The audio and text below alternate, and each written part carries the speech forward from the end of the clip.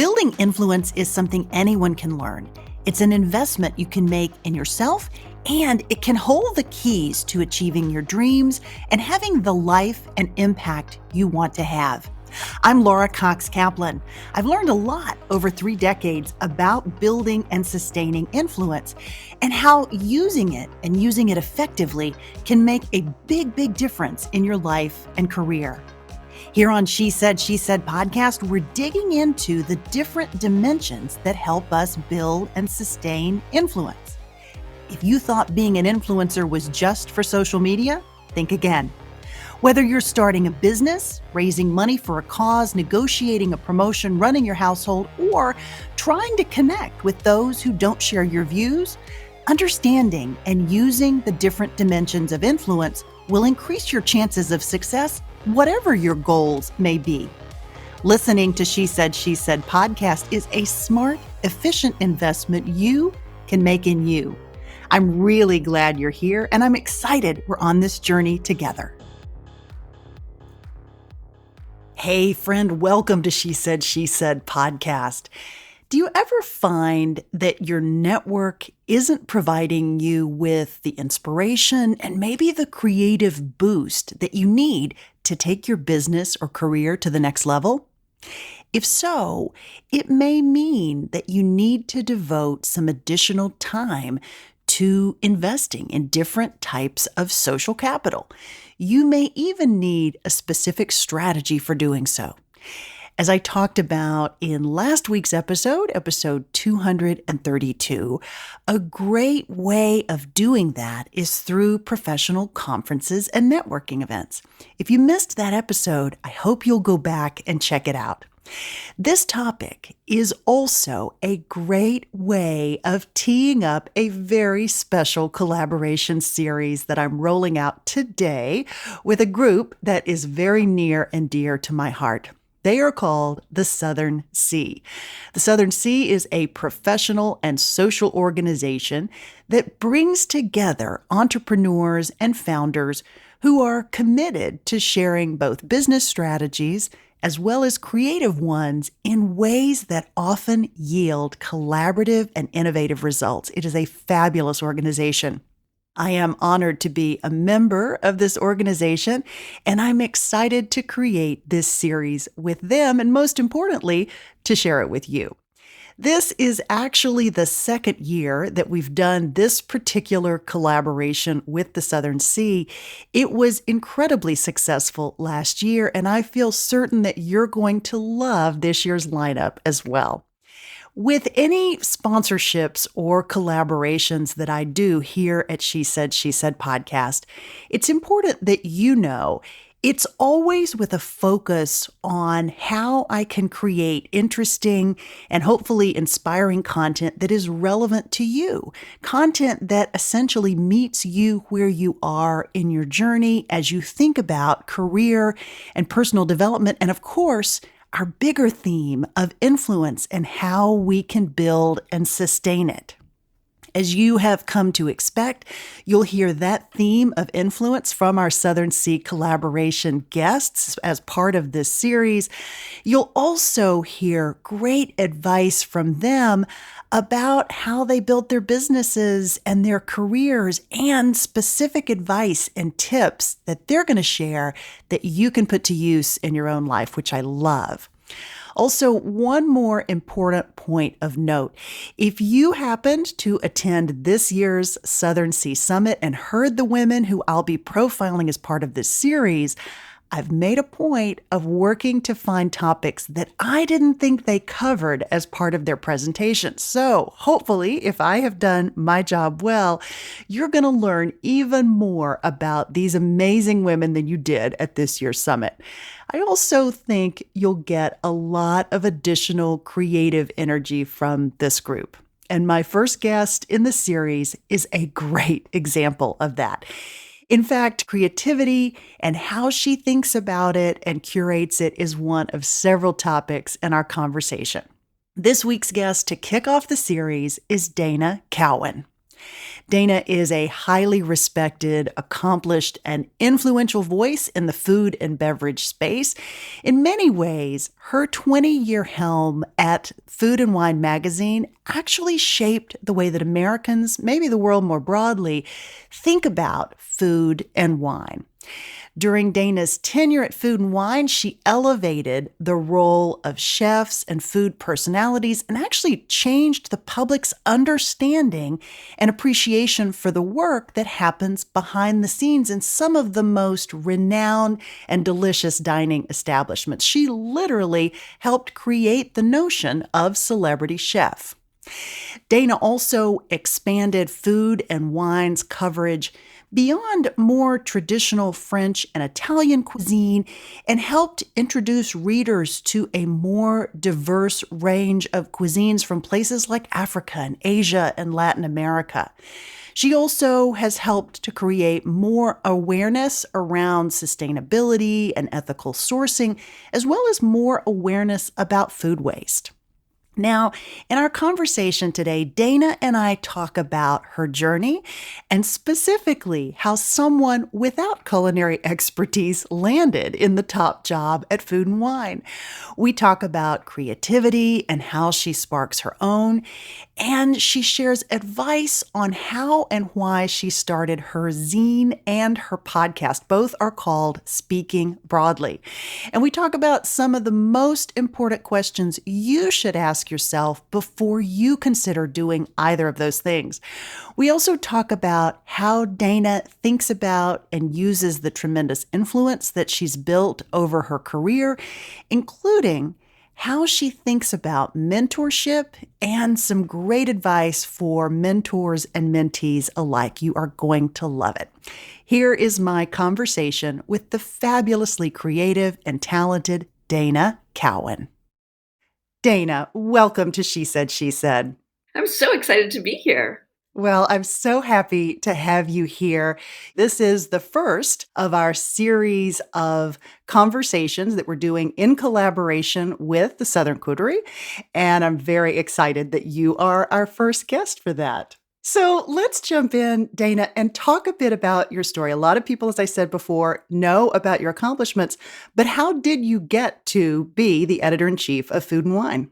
It was seemingly a very straight route. When I was in college at Brown University, I had a best friend who was getting a magazine internship for the summer. And I was like, well, that sounds like fun to me. And I wangled my way into an internship the summer of my junior year. And literally for 30 years running, I was in traditional media. So I graduated from college, and the day I graduated, I got a job at Vogue magazine. And you would think Vogue magazine and Food and Wine, what do they have in common, aside from both being magazines? But at Vogue, we learned so much about lifestyle, and I was in the features department, not fashion, which was very obvious from the clothes that I wore and everyone else in my department wore. Those fashion girls were amazing. And we did get to take a trip into the fashion closet, secretly, never So invited. you were more Anne Hathaway than Emily Blunt, is it fair to say? Exactly.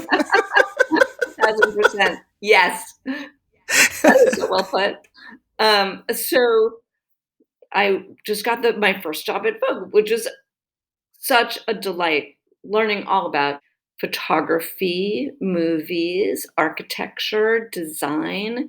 I edited 2 columns at the end of my time there. One was on wine, and it was the worst written column in the magazine before I got it and after I got it. So I learned that editing was not necessarily my skill, but it did set me up to know something of the language of wine. And the other column that I edited, which was also unreadable before and after, was a horoscope column. And I like all things horoscope, but back in the day, it barely seemed like English. It was a lot of sun signs and moon risings. So from there, I went to another magazine, House and Garden, and through fate and luck and hard work, ended up getting promoted from the most junior job, which is what I was hired into, to the second most senior job, which is managing editor. And so I became managing editor of this wonderful magazine working for Nancy Novograd. I love houses. I love design. Uh, it was just like beautiful things all day long. And the beautiful thing that ended was the magazine folded. So I went from that to Mademoiselle, which is a magazine that doesn't exist right now either. But that was not my thing. That was Z States Boys, Triumph Over Tragedy. I mean, I like some of that, but not enough to spend my time there. So I found my way to Food and Wine, which at that time, so this is 1990. I mean, I probably started pitching myself for a job there in 93, and I got the job in 1994 by explaining to the person who was running the magazines as part of American Express Publishing that I foresaw a future for that brand that was all around the lifestyle that I knew so well. And it wasn't a, going to be a magazine about eggplant. And they bought the idea. They're like, okay, come on, we'll pay you like 5 cents. And if you do a good job and the magazine survives, great. And otherwise, it's on its last legs. And if you kill it, like we'll deal with that later. So they took a huge risk on the one hand because I'd never been an editor in chief. And on the other hand, it was, a very tipsy topsy turn time for the brand. And there weren't a lot of people with a lot of experience who were going to take this risk at something that was so on the edge. I got that job in 95 and was there for the next 21 years with the central idea that food was at the intersection of everything amazing in life. And that instead of looking at the way we live our lives through food or houses, the way we identify, if you're a reader of Food and Wine, is through those two topics. So add to that the Food Network launched in 94 and Food and Wine had something called the Best New Chefs platform. I created this world of celebrating chefs and celebrating the way in which you could translate their ideas, food, travel, design, kitchens into your own life at home. And that was the foundation of that brand. Many others have followed in after. And now it's like, of course, it's at the center of life. And of course, chefs have changed our world. But at the time, chefs were basically still back in the kitchen. And they were just beginning to come out and walk among the tables, talk to the guests, do some TV. No one had really had a chef on TV before. I mean, they had, of course, Julia Child, Jacques Pepin, but in a sort of populist, we're making news kind of a way. And that brings me, to up to Food and Wine. And I had an incredible team there who I, sort of walked in the door and I started actually as executive editor. And their first question was essentially, what do you know about food? And I'm like, man, I don't really know a lot about food, actually. I'm here because I know a lot about writing and editing and lifestyle, and I have a vision. And they're like, but you don't know about food? I'm like, I don't know about food. I'm going to rely on all of you. And so that food team is and was best in class. Amazing recipes, fantastic testing, great vision in that test kitchen and that whole team. I love that. I love that. There's so many pieces of your story that I want to dive into, but the one that I'm sort of thinking about right at this second is the power of creativity that comes from having someone who doesn't necessarily eat, breathe, and live food, even though I'm sure you love food like most people, right? But because you didn't come from a food background, it enabled you to bring this broad array of other skills and experiences. Maybe talk a little bit about that. I know you are passionate about creativity and innovation, and you have so many amazing examples in your background of really embracing that. But maybe sort of share some thoughts around creativity, how we can build that, how we can build that in ourselves, how we can build that in our kids. I love the creative life. In fact, for those who surround me and have to be like the structure and the type A's to my type wild, I feel sorry for them because every day I wake up and want to do some kind of project that feeds the creative mind. I think that's the core of creativity for anyone to either encourage it in others or to build it in yourself is to be constantly open, but not open like, oh, is creativity going to come to me? But open as in, I don't know exactly what thing I'm going to do today to expand my mind. Or if you're a planner, you can plan it. I'm not a planner. What is that thing? So for me, I live in New York City. I have carved out one afternoon a week to go and find, and it doesn't matter the afternoon, that's the not planning part, to find either a new place that I haven't been, a and so often, a lot of my discovery is in the restaurant zone where there's creativity galore, but I also expose myself to all kinds of other creativity, which would be the creativity of nature, right? Like you might live in a place where there isn't other types, there's not a great art gallery, but nature is the most creative source on the planet, or go to an art gallery, or have a conversation with someone I don't know.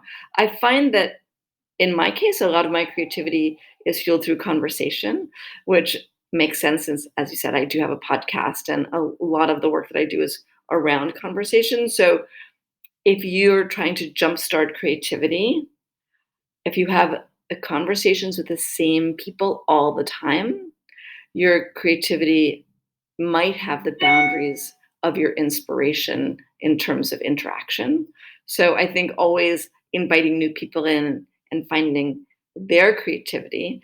I was doing a podcast yesterday with someone named Brianna Warner, who has a company called Atlantic Sea Farms.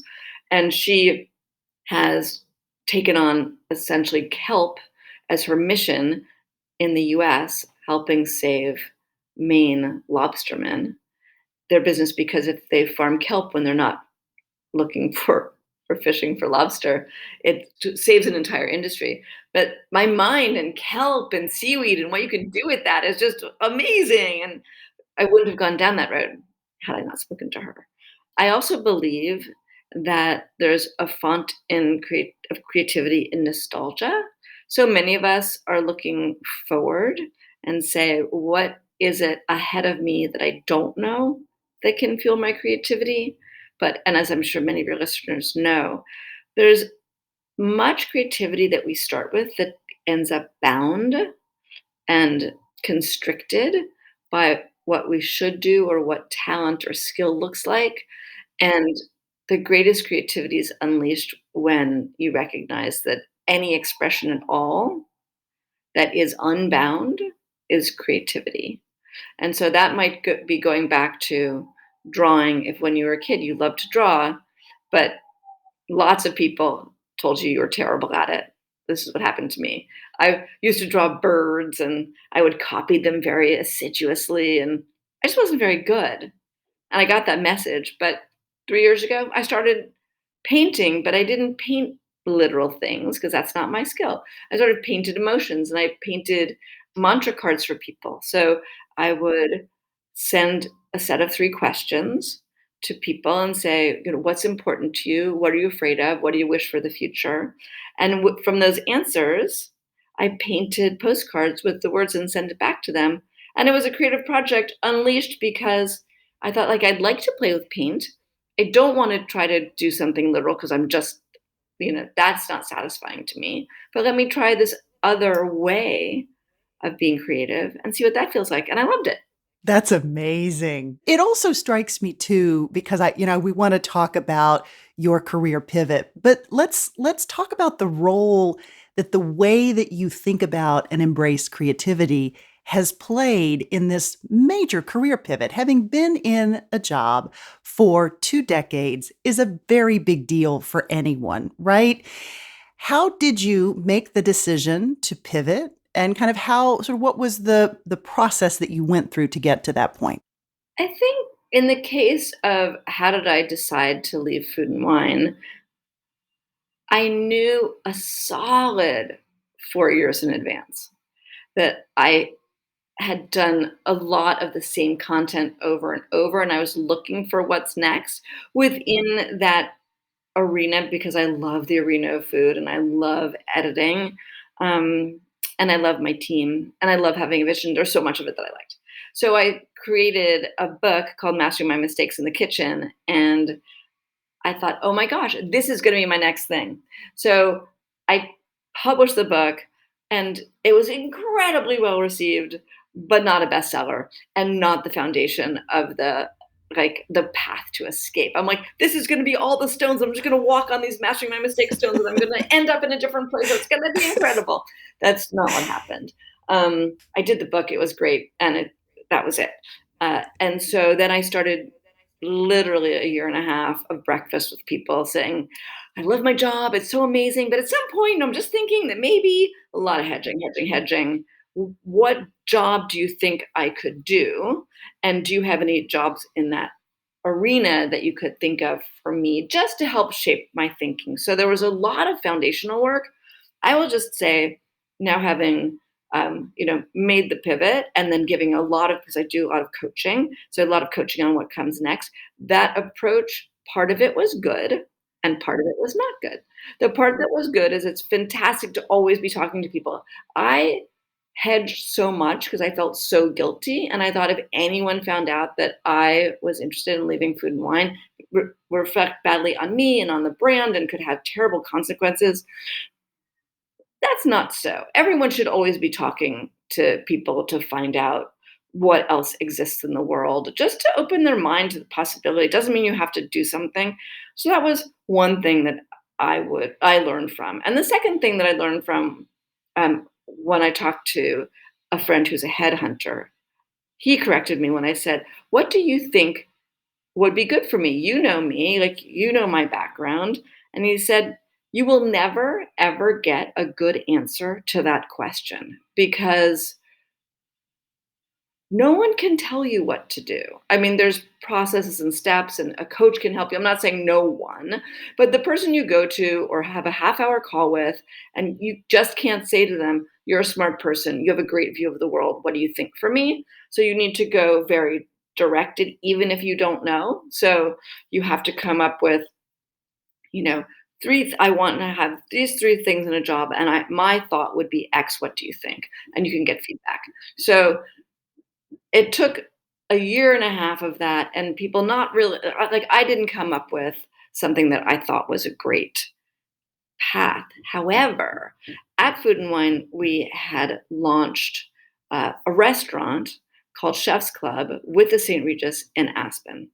And I had done the food programming for that because the idea behind it was to have Food and Wine Best New Chefs have dishes on a menu. So you could taste four different chefs' food all in one place.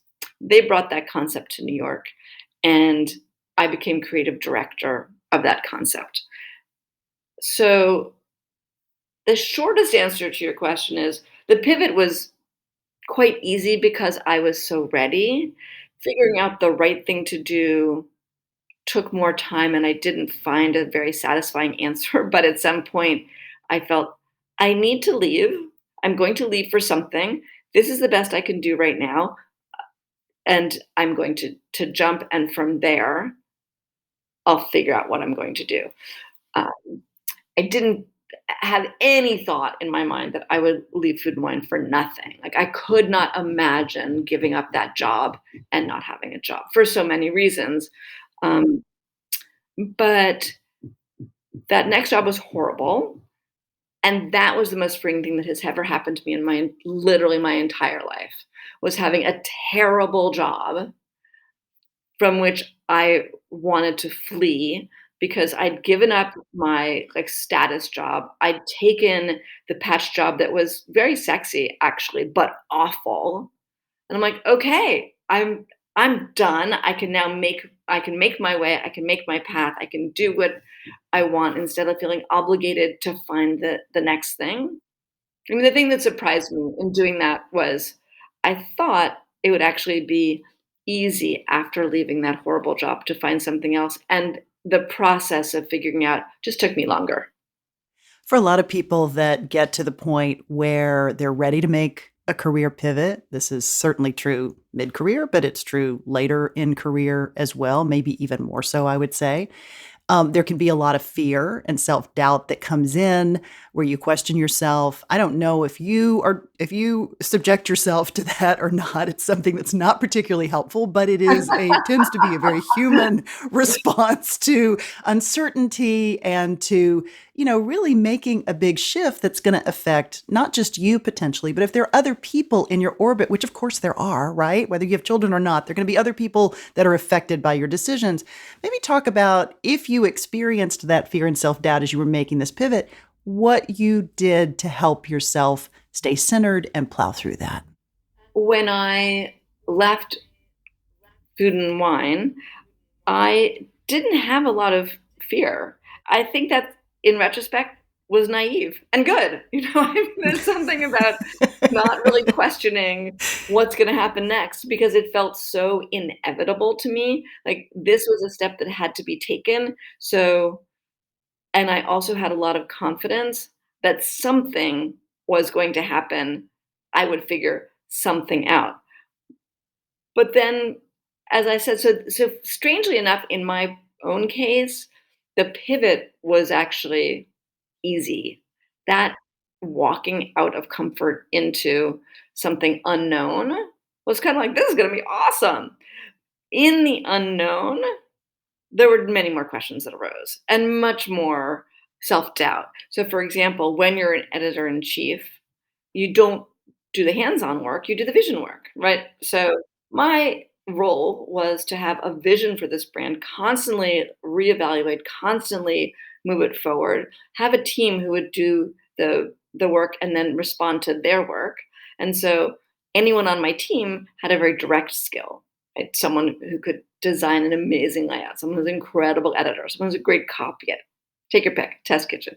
And so I left that job feeling like, oh my goodness, I actually have no skills. I mean, I've done this for 30 years and I have zero marketable skills because for me to go take a job, it has to be a vision job. And then to do a vision job in this economy, essentially meaning the digital economy, I would need to care about digital just in terms of having the brand have the widest expression of itself. And that doesn't interest me, which was just, that was a moment of deep concern. And not in a woo woo way, but I did that thing that everyone tells you to do, which is I just kept moving forward. I just never stopped saying, well, what do I want to do today? Who would I like to reach out to? What is it that is inspiring me? How am I going to put that in motion? And by being in constant motion and engagement and trying and testing, I have over time arrived at a suite of things that I deeply love. And in fact, by taking that approach, which is doing something that you love and building on that thing that you love, I never had days when I hated what I was doing. I had days of massive anxiety like, is this ever going to turn into anything? Like, what is the point of this? I don't know, but I just have to, since my personal approach is not the let's get to look from the outside, make a plan, then work to the plan. If that's not my approach, it's just never going to be. And I have to live it, do it, breathe it, see it, and then do that again to find my way. That's how it ended up working out for me. And uh, I always was working with the things that I cared about the most and where I saw an opportunity, something that had been missed. And in my case, that meant focusing on women and marginalized communities and sharing their voices. One of the things about having had a platform that somewhat carries with you is that you are able to gift that platform to others. And so that became the heart of the work that I wanted to do in many, many ways. And also key, I didn't want to work for a jerk. Yeah. Yeah. Oh my gosh. I love that answer. It also touches on something that is a really fundamental element of this podcast, and you and I had a chance to chat about this briefly before we hopped on this morning, but it's this notion of influence and both how you build it, but also, in your case, how you've used that influence, how you've taken influence that you built over a really long and successful career, and then how you share that with other people. Maybe if you could talk a little bit about influence and how you think about it and how it helps to maybe inform the work that you're doing now, which I want to talk about in a more specific way next. Influences has become more tricky, I would say.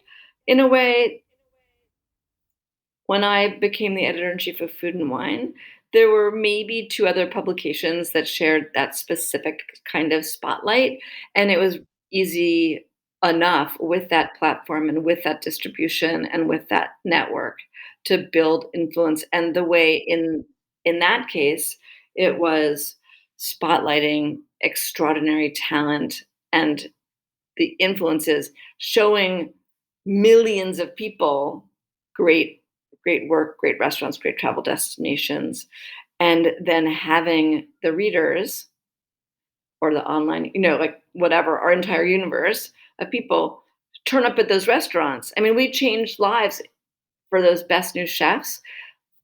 The past best new chefs would give advice to the new best new chefs because it's so world changing. The amount of attention you get, the number of people who turn up at your door, the partnerships that come your way. So I would say in my case, it's just the Food and Wine timing, and the platform, which was to reach, like they say that the circ was 7 million, which is a pass around circulation, but let's take it at its smallest. It was like 1.2 million, and you have all those people who you get to influence, and there was just less noise. When I think about influence today, there's so many levels because obviously they're the mega, mega, mega influencers. There's people who are paid just to be influencers, and they have their audience and they do it like on a micro scale, or they do it on a macro scale. Depends who you are. So I think building influence today is more nuanced. My approach, partly out of realism, is I want to influence my sphere. And if I can get bigger than that, great. But my goal, if I wanted to influence more people, I would have to find a platform. And that's so for anyone who's trying to build influence, either you yourself have to have the thing that's sticky enough, and you yourself have to want to really be a slave to the production point of view, promotion, partnership. Um, and it's a big job, even if it's just anyone knows who's doing it. Like it's very hard to do that lightly and have influence. The easier way is through partnership, and then you have to give something in the partnership, like what's your value, um, and then you have to know who you're trying to influence and how broad that is. So, for example, you could influence the life of your community on a school board. You could influence who's where people are eating in your neighborhood or your state or a country. But I think you need to choose what's important to you and then what you're trying to say with your influence. Because if you don't know what you're saying, you're not influencing anybody. You're just sort of chatting. Right. So having a point of view and then developing credibility around that point of view, whether it's influencing on a micro scale or whether it's trying to have a really huge platform. A lot of times I feel like we talk on this podcast and they're different ways, right? Anyone can have influence with the people around them. So, it's, do you want to be a macro influencer or do you want to be somebody who has influence with the people around you and have credibility and be the kind of person that they gravitate toward? I feel like from your perspective, you have both. And I had a chance to talk to, a couple of former colleagues, some younger folks who had worked for you, who I think had a chance to be mentored by you. Mentorship has been a big part of your life. It still is. Maybe let's pivot and talk a little bit about that before we talk about Zine and the podcast, both called Speaking Broadly, which are fantastic. But let's talk about mentorship and why that's important and how you think about that, and maybe some advice that you might have for mentors and mentees. Mentor and influence are, to me, somewhat inextricably linked. My ability to help someone realize their dream or support them as they chase their dream is a personal value. I don't know that everybody needs to have a personal mission, but it does make waking up and figuring out what you want to do that day, if that's how you're choosing to figure out how you're spending your time, what gives you value. And in my case, I want to make the world a more habitable place. And that means habitable for humans who are in it. Like, how do they find personal satisfaction? It's very hard to be in this world if you don't feel a sense of satisfaction and personal joy, and then habitable in the environment. I think if we don't solve the problem of the environment, we're not going to be here, and we won't know it. But it would be a tragedy for that to happen. And so the mentoring that I do is really trying to extend the generosity of, like, how can you have a better way of inhabiting this world. So it's central to what I do. It is interesting because been asked many times, how do you get a mentor? Like, how does one get a mentor? And in my view, you don't go to walk up to someone or see them at a panel and say, "Hey, will you be my mentor?" And you don't really call someone your mentor who you've had one or two exchanges with. Like, mentorship is a sort of a long-term commitment to co-growth.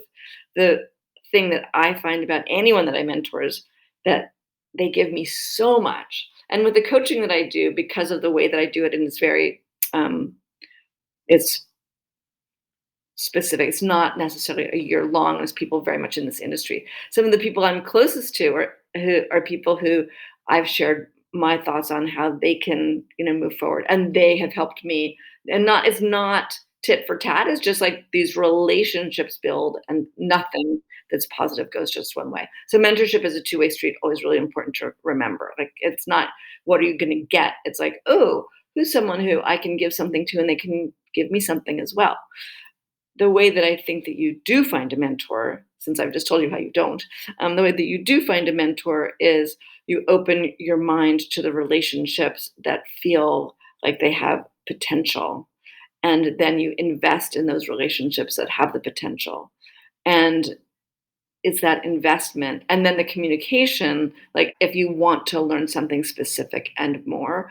But many times, mentorship is someone outside your immediate group of friends and colleagues who has an outside point of view and is going to support you and give advice. It doesn't have to be the person inside your organization at the office. Like, that's something else.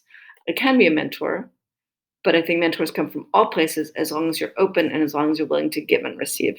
Yeah, and you hit on this a couple of different times, building that relationship. Is it a two-way street? Is it something that really solidifies you and the other person, whether you're the mentor or the mentee? I think is such an important point.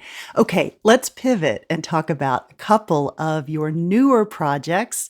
Your zine, which is a term of art. I have to admit, I thought it was just a cute way of describing a little magazine, but it's not. It is a term of art, everybody. Dana has a zine, which is called Speaking Broadly. It is fantastic. You can order it on her website, and I'll include a little link where you can do that. It's terrific. Then she also has a podcast. Talk about both those pieces, why you made those decisions, and maybe how they fit together. I created that podcast called Speaking Broadly, about, I don't know, 6 months or a year after I left Food and Wine. Because when you're an editor for decades, you just want to share stories. And I would be walking around and I said, that's a story I want to share. And the question I asked myself was, what is the thing that I have control over, that I can get out in the world and share these stories? And if I don't want to be a pitch monster, and I don't want to, write because I don't consider myself a writer, what is the way to go?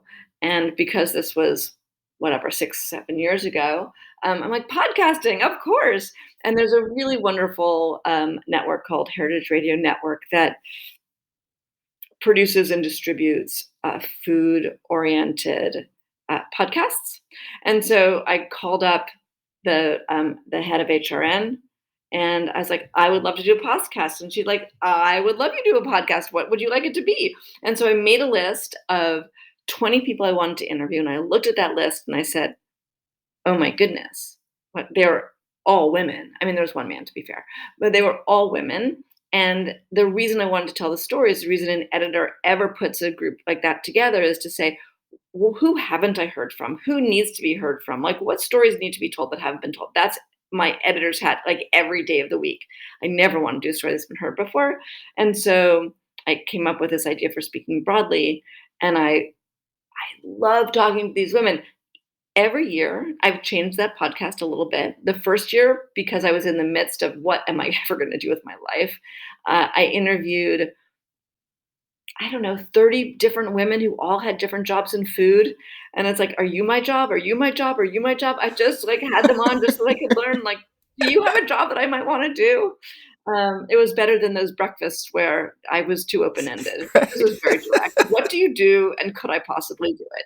And then the second And then we all get the benefit of your learning, yeah, which is amazing, that was the right? We point. get to be at I mean, breakfast with you. Yeah, that's the great. point was anything that would benefit me like that, it would benefit the audience. And interestingly, the audience was probably like um, 28 to 35-year olds. And I have found during this entire time, I have so many friends in that age group. They're like almost half my age, but we are going through similar things, which is just rethinking and being very open. And people just loved hearing those conversations because so many people love food and they don't like the job they have and they want to see what else they could do. And then the next year was devoted to the intersection of sort of personal stories and food, because at that point I was like, oh, this is really hard to figure out. And so that journey was recorded in, dozens of interviews. And we heard some amazing stories. And at that point, I thought, oh my goodness, there's so many great stories here, but people might not be listening to minute 32 of the podcast. I don't know how you feel about that, but people might listen to a good open, but then, they go do the laundry, whatever, or they get out of the car. So I decided I really wanted to share those very moving, uplifting, and personal stories in a print product because it would stay for, I mean, not stays for as long as someone has it on their coffee table, but it just felt like it was more accessible, more approachable, and more open. And my idea was to do something that was very rough. And then I met Megan Bennett. Full stop. Megan Bennett is a creative director of the zine, and she transformed my very small mimeographed idea. I just want to get it out. I'm going to like drop it, on in restaurants and on doorsteps to, oh wow, we're going to do something really beautiful, very polished, and you're going to make this more than I could have ever imagined. So we created the zine. I created the zine, speaking broadly. Our timing was impeccable in some ways and disaster in others, which is to say, we were 1 month from sending to the printer in March 2020. We were supposed to launch the zine April 2020. And of course, the pandemic came. We put it on hold. I thought, well, that's it. Just like we did all that work. I feel terrible. The contributors did so much work. Megan did so much work. I did so much work. And I put it aside. And 2 years later, Megan said, I think it's still good. I think we can still share it. And I sent it to some people and said, are we crazy or can we still publish this thing? And the answer, obviously, because it's in print and you've described it, yes, we can publish this thing. The part that was interesting to me as a magazine editor, like a 30-year magazine editor, was I intentionally with the zine was taking on timeless, not timely topics. And in the magazine, because you do it every month and because the readers want something new, you're always searching out the new. But that means that anyone who's been around for 10 years, they can never get their story told. No one's interested in them. They don't have the news. And so everything in the zine was a counterbalance to everything that I had done in traditional media. Instead of having a clean, simple design, it has a chaotic design. Instead of being sort of elegant, it's like very bright to the point where my mother's like, I can't read this. Who's this for? What's the title mean? I mean, just like, anyway, but that's another thing. So, uh, all the ways in which I made it the anti-magazine actually gave it a longer life, and we published it in 2022.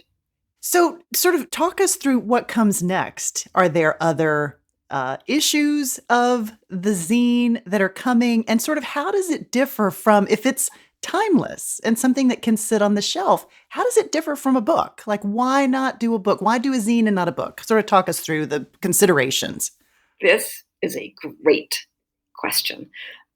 What's next? I just was in a 2-day self-imposed workshop with Megan, and our next zine is about the intersection of forest and trees, uplift and food. So, speaking broadly, at the heart is about uplift and mantras that make you live your best life and some great food experiences. So, it's your inner life and your outer life. And the second zine is about your inner life, but seen through the lens of trees. Because a Hmm. tree, if you think about it, trees have long lives. They're really adaptable. They have the imprint of every season. They're integrated with their community. They are both like protection and stalwarts. So the idea of seeing humanity through the life of trees, the trees aren't judgmental, they're just there. They're trees. And then food in forests, and that's the pleasure of, you know, experiencing the forest and eating food from the forest and feast from the forest. And so that's what's next. The reason it's not a book is that I'm interested in collecting different points of view as opposed to having a singular point of view that where I would be the person who writes through the whole story. I want and I could do something that was a collection of essays, but books generally don't sell as well, or readers aren't as interested in that. And my real goal is to take this idea of something that we kind of take for granted, which is trees, and give the readers a way to experience it so it becomes almost like a guide and a workbook. And yes, there are books that are guides, but this just has so many things going on, it's better as a zine. That was my decision. Yeah, I love it. The question that we're asking, which arose from the first zine, is relates back to your question about influence. How will this be distributed, and how will it be paid for? Because the first one, I made all the investment up front, and then we sold copies and we covered our costs. But the next one, I'm hoping to figure out a better distribution platform and maybe some partnerships. So that's one piece of the many ways that I'm spending my time, and I'm very excited about it. Yeah, I love that. So if you could give a piece of advice to someone who does not have your platform, which let's face it, is most everyone on the planet, does not have your platform and your level of influence or your background, but wants to start a zine maybe to help her promote her business or to build credibility or an idea, maybe a piece of advice around how or whether to do something like that. I think it's a fantastic idea. Um, People come to me all the time and they say, "Should I start a podcast?" And I'm like, I mean, there's a lot of questions I'd ask before I started a podcast. I would love to know, your thoughts on it. It's all about building the audience and building the connectivity. But if you have a product and you want to create a zine, or if you have an idea and you just want to get it out in the world and share it with people, it's one of the things, just like the podcast, that you can do on your own. You don't need a partner. I mean, I had a partner in a designer that was very helpful. But I think that putting things between pages allows you the ability to have your vision come through and to communicate very narrowly and to have something that is somewhat lasting. And the way to get started is the way I would get started in any project, which is number one, what's your goal? Why are you doing it? And if you can't really answer that, you should put it off the table. Like, what's the specific goal with the specific reason I would want to put something in print? Then the second thing, once you figured out what your goal is, I would ask myself, what is the vision? Like, what's the unifying principle that is the purpose of the actual words, not the goal like I'm trying to sell things or I, want to share my kids' pictures, but what is it that unites the tone so that you have a way to think about what you're writing, or who you're asking to write, or what type of images you're going to use, and so that's sort of like what's your mission. Once I figured that out, I would start down the content road. Like, so what am I going to include now that I figured out those two things? Like, what absolutely is necessary? And then run each of those ideas past those first two things. Is it hitting my goal? Is it aligned with the vision mission? I just did, as I said, 2 days of workshop, and 3/4 of the way through, we had this brilliant idea. And then I woke up the next morning and I was like, wait a minute, 1/4 of that does not align with the two, with the mission and the goal. Have to go get rid of that, go back at it. And then simultaneously, or you need to figure out the printing and the distribution, right? So that is easy enough to accomplish because you could do it with a printer you could do it with a local printer, you could do it with a national printer, you can so solving that question, how is it going to go from your computer to the printer, and then the printer to how it's going to be distributed. So for example, if you have a business and you're shipping things out in boxes all the time and it's going to go in the box, your distribution's awesome. In my case, I was about to be included in the New York Times, which was amazing. It was like a life highlight, right? I get to be in the New York Times, but my thought was I was going to distribute from my apartment because I was going to save on the distribution costs. And Megan was like, I don't think you want to do that. I'm like, I do. She's like, I really, really don't think you want to do that. And she convinced me on a Friday night. She called a distributor in Maryland, Lori Industries, and said, can we work out a deal with you? We had a deal in place by Saturday morning, and and we had the Times piece on the Monday. So we squeaked by. But the distribution turns out to be a very big part of this. I bring it up partly because I had no idea. But when I look at the overall P&L, the distribution piece is actually quite expensive because it's housed someplace and then you have to have it shipped. Anyway. I have visions of boxes in your apartment, thousands and thousands of copies in your apartment. Like, how many boxes to me? And I'm happy to take them to the post office. And she's like, you're really not. You're not going to be happy to take them to the post office. That would get to be overwhelming very, very quickly, I would think. Okay, that's amazing advice and such great perspective for folks that may be thinking about going down this path. I have loved this conversation. I love your focus on so many things, your commitment as a mentor, your focus on creativity, using your influence to help other people. Really, really a beautiful conversation. I'm so grateful. Thanks for joining me. Thank you. And thank you to Southern C for having us meet each other, which just was a great joy to be there and lovely to be on your podcast. I love being the one who's not asking the questions. Well, I'm really grateful. And I know the Southern C is as well. Friend, thanks so much for joining me today for episode 233, my conversation with Dana Cowin, and the first in our collaboration series with the Southern C. You'll find links to the Southern C, to Dana's zine, and her podcast in the show notes for this episode. And of course, the best place to find the show notes is on my website at shesaidpodcast.com. Just click on episode 233. There, you will also find a free downloadable transcript of this episode as well. And friend, if you enjoyed this episode, please consider sharing a little bit of love with your favorite podcast host in the form of a review. Or, of course, you can send me a message via the contact link in the show notes, or message me on Instagram, LinkedIn, or Facebook. I would love to hear from you. Until next week, you take care, and I'll talk to you soon. She Said podcast is produced weekly by She Said Media.